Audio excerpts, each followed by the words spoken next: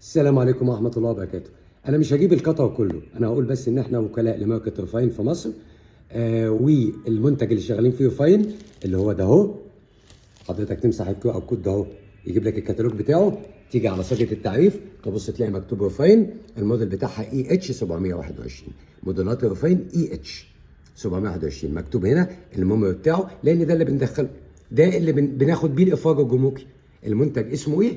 جاي، لكن ما بنقولش عليه شبيه. فنتمنى من حضراتكم اللي يقول لك انا عندي منتج ريفاين، قول له من فضل حضرتك كلمه ريفاين مكتوبه عليه فين، وده حق حضرتك عشان تبقى عارف انت شاري منتج ازاي، وده مش هيسبب لك اي مشاكل فيما بعد الا في قطع الغيار. اما تيجي تطلب له قطع غيار لازم تبص تلاقيها موجوده كلها. طيب المنتج ده موجود منه مقاسات ستاندر؟ يا فندم، 37 ونص صافي تغطيه 27 ونص، 72 سم صافي تغطيه 63 سم، 135 سم صافي تغطيه 126 سم، 160 سم صافي تغطيه 155 سم.